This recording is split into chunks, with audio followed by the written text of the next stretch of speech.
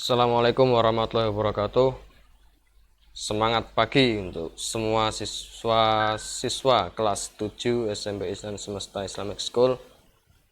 Pada kesempatan ini kita akan memulai awal pembelajaran untuk mata pelajaran matematika dengan perkenalan dulu ya, perkenalan materi. Kalau perkenalan pengajarnya kemarin kan sudah di pengenalan lingkungan sekolah, juga sudah disampaikan tentang siapa saja guru-guru yang ada di SMP Ihsan Semesta. Kemudian terkait dengan pembelajaran hari ini kita akan coba untuk mengawali dengan melihat apa saja materi-materi yang akan nanti kita pelajari selama satu semester ini. Walaupun kita melakukan pembelajaran secara daring ataupun online, diharapkan bisa maksimal apa yang nanti akan kita pelajari itu bisa diserap dan dipahami oleh siswa-siswa sekalian. Nah, untuk pelajaran matematika sendiri sebenarnya kalau dalam kondisi normal itu pada semester 1 ini nanti akan kita pelajari ada 4 bab atau 4 pokok bahasan. Yang pertama ada bilangan, kemudian yang kedua ada himpunan, yang ketiga bentuk aljabar, dan yang keempat persamaan dan pertidaksamaan linear satu variabel. Kita tidak akan langsung mempelajari atau masuk ke materinya secara langsung, tapi kita akan coba lihat apa saja isi dalam masing-masing materi ini yang nanti bisa menjadi gambaran bagi kita untuk belajar. Sebelumnya siswa-siswa sekalian bisa mencari sumber referensi atau buku yang lain yang bisa digunakan sebagai acuan ataupun sebagai alat untuk membantu dalam proses belajar.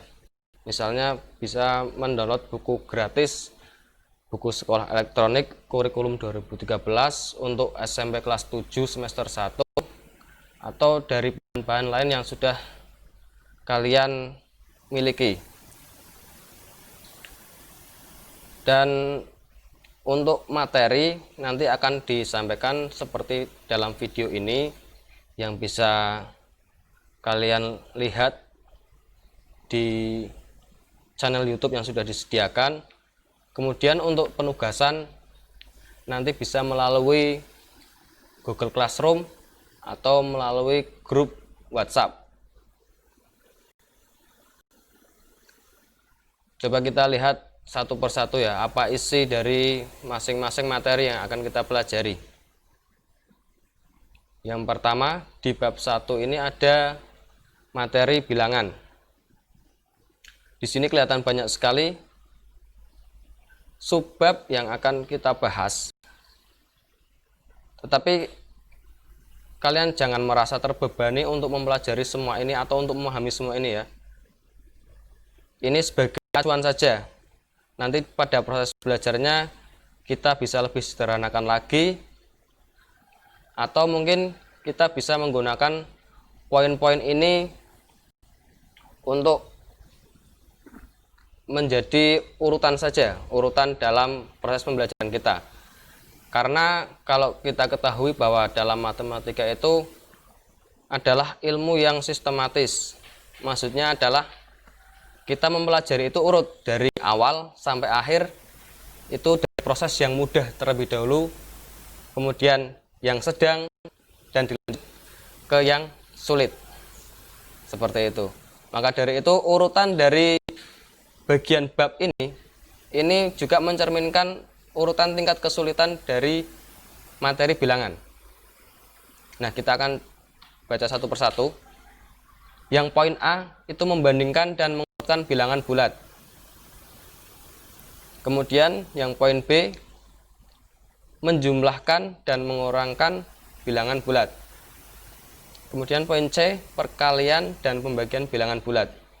Lah poin B dan poin C ini kalau kita lihat subbab ini lebih sulit daripada yang bagian A. Atau kalau kita bisa sebut itu poin B dan C itu merupakan operasi bilangan bulat. Kemudian kita lanjut lagi ke poin D. Poin D itu operasi hitung campuran pada bilangan bulat. Nah ini poin D ini merupakan gabungan dari poin B dan C. Kalau poin B itu hanya penjumlahan dan pengurangan, kemudian poin C itu hanya perkalian dan pembagian. Kalau di poin D ini nanti campuran, ada penjumlahannya, ada pengurangannya, ada perkalian maupun pembagiannya. Kemudian kita lanjut lagi ke poin E, bilangan pecahan. Nah bilangan pecahan ini juga lebih sulit lagi, karena selain lebih sulit, ini kalau kita mempelajari bilangan pecahan itu kita harus tahu dasarnya dulu. Dasarnya apa? Ya ini poin A, B, C, dan D. Makanya dari ke berapa ini? A sampai K ya. A sampai K poin dari bab bilangan bulat ini harus dipelajari secara urut agar kita paham pada poin atau subbab berikutnya. Kemudian lanjut lagi yang poin E, membandingkan dan mengurutkan bilangan pecahan. Poin G, operasi penjumlahan dan pengurangan bilangan pecahan. Poin H, operasi perkalian dan pembagian bilangan pecahan. Poin I, operasi hitung campuran pada bilangan pecahan. Kemudian poin J, mengenal bilangan berpangkat bulat positif. Poin K, FPB dan KPK. Nah kalau kita lihat dari poin A sampai K ini ada tiga bagian ya, bisa kita bagi menjadi 3 bagian. Yang pertama itu ada bilangan bulat. Bilangan bulat itu berarti dari poin A sampai poin D. Ini ya isinya bilangan bulat semua, poin A sampai poin D. Kemudian bagian kedua itu ada bilangan pecahan, yaitu di poin E sampai poin I. Ya, poin E sampai poin I ini isinya bilangan pecahan. Kemudian bagian ketiga poin J dan K. Poin J dan K ini yang hubungannya dengan bilangan berpangkat, kelipatan, dan faktor. Nah, kita akan lebih mudah kalau sudah memahami konsep dari pembagian materi bilangan. Jadi kita bisa belajar secara urut. Nanti yang akan kita pelajari terlebih dahulu yaitu bilangan bulat. Setelah itu bilangan pecahan, baru bilangan berpangkat. Seperti itu. Coba ya sebagai gambaran kita coba klik yang poin A dulu, membandingkan dan mengurutkan bilangan bulat. Apa sih isinya? Nah ini poin A, membandingkan dan mengurutkan bilangan bulat. Dari subbab ini itu dibagi lagi menjadi 3 poin. Yang pertama ada bilangan bulat. Nah nanti di sini ada pengertian apa itu bilangan bulat. Kemudian yang kedua ada membandingkan dan mengurutkan bilangan bulat. Dan yang ketiga lawan suatu bilangan bulat.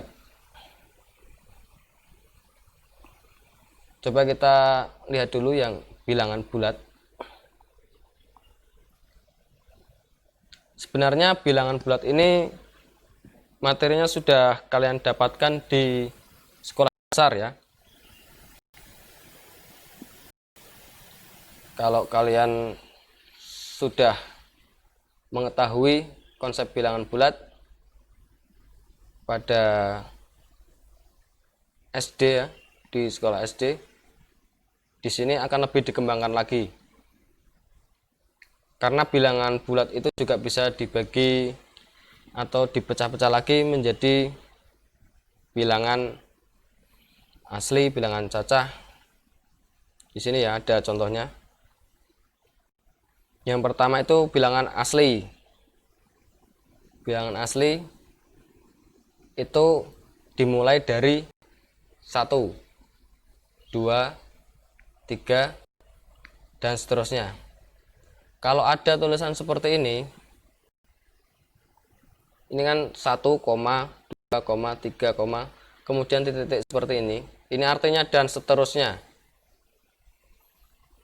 Dan seterusnya itu berarti ke sana. Kalau ke kanan berarti angkanya lebih besar, bilangannya lebih besar, 1, 2, 3, 4, 5, 6, 7, dan seterusnya. Kemudian yang kedua bilangan cacah,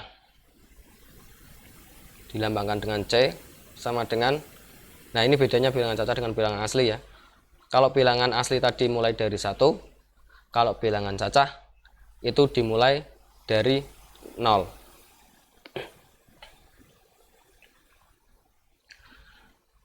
0, 1, 2, 3, dan seterusnya. Lah, terus bilangan bulat. Kalau bilangan bulat itu dimulai dari mana? Nah ini keterangannya di sini. Ini kok ada titik-titik di sebelah kiri dan titik-titik di sebelah kanan.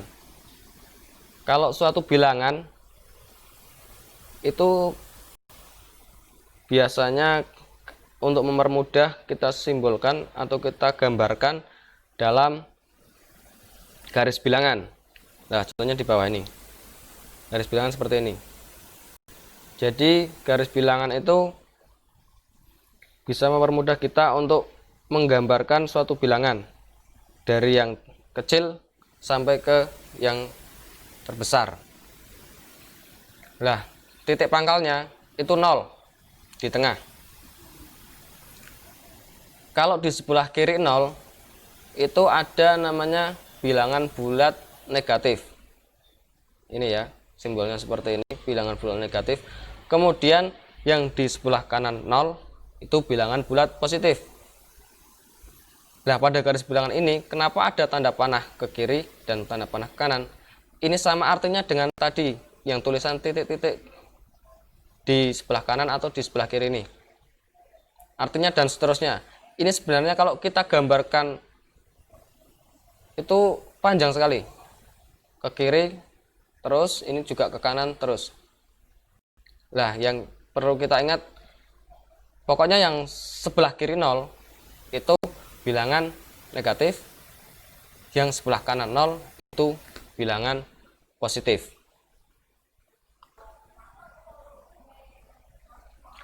Nah, jadi dapat dikatakan bahwa himpunan bilangan asli merupakan himpunan bagian dari bilangan bulat.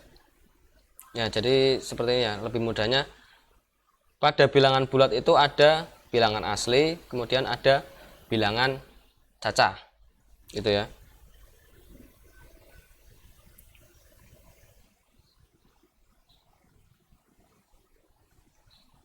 Nah, di contoh garis bilangan ini, misalnya ini ya, negatif 4 itu terletak 4 langkah di sebelah kiri 0, dan 6 terletak 6 langkah di sebelah kanan 0. Jadi bisa kita hitung dari 0 ya, titik pangkalnya dari 0, 1, 2, 3, 4, 5, 6 ke kanan. Di sini ada 6 dan seterusnya. Itu untuk bilangan bulat. Nah, nanti di video berikutnya kita akan mempelajari ini, membandingkan dan mengurutkan bilangan bulat. Sementara ini cukup dulu untuk pengertian bilangan bulat. Yang penting kalian sudah memahami konsep dari bilangan bulat ini seperti apa. Nanti bisa kita lanjutkan di grup WhatsApp ataupun di Google Classroom untuk penugasan atau barangkali ada pertanyaan tentang bilangan bulat ini. Sekian dulu. Assalamualaikum warahmatullahi wabarakatuh.